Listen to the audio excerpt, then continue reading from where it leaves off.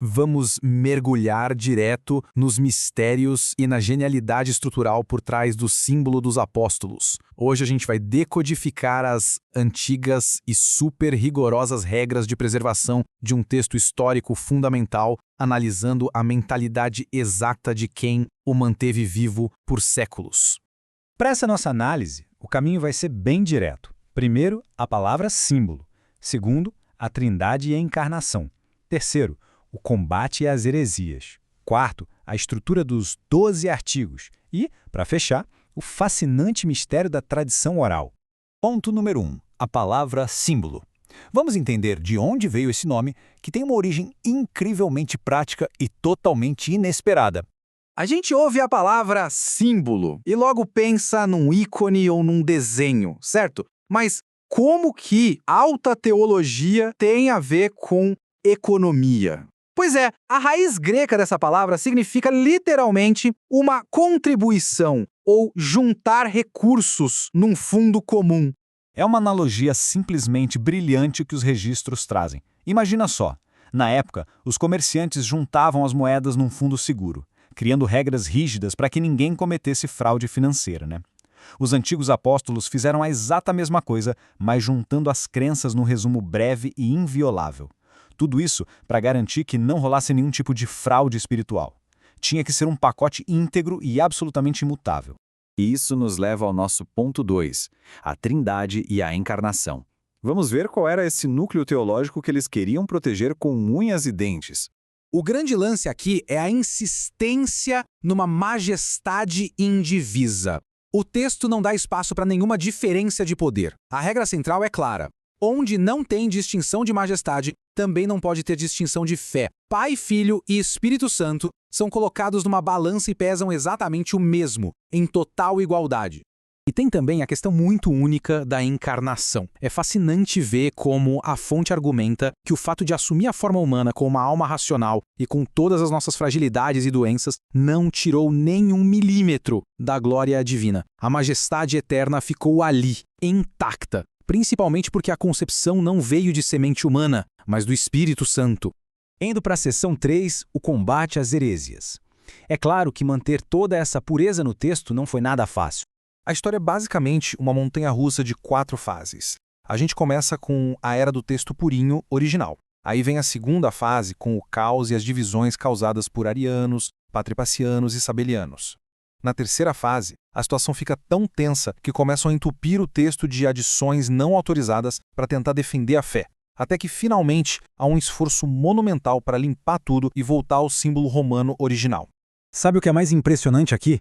A fonte não passa pano para ninguém. O documento critica com a mesma força os dois lados por passarem dos limites. De um lado, a fraude deliberada dos hereges. Do outro, o excesso de zelo dos próprios católicos, que tentaram blindar o texto enfiando palavras extras. Para eles, quem altera o texto para ajudar, comete o mesmo erro fundamental de quem altera para atrapalhar. A regra era, não se mexe no documento. Ponto final. E para explicar por que o texto tinha que voltar a ser limpo, o autor usa uma metáfora perfeita.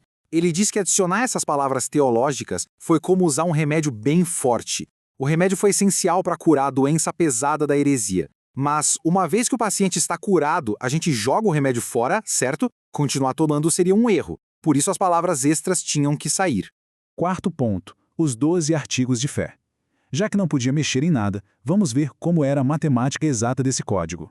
O símbolo inteiro é amarrado de forma muito intencional a esse número. O 12 está ali para representar, de forma totalmente literal e matemática, os seus fundadores.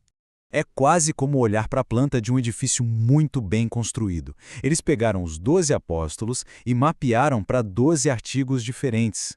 A estrutura é super equilibrada. Os artigos 1 a 4 cuidam da divindade e da encarnação do Filho. Do 5 a 8, o foco muda para a paixão e a ressurreição. E os últimos 4 fecham com o Espírito Santo e as obras finais, tipo o perdão dos pecados e a ressurreição da carne. Começa no Criador e varre de forma sistemática todas as suas obras. Nada ficou de fora.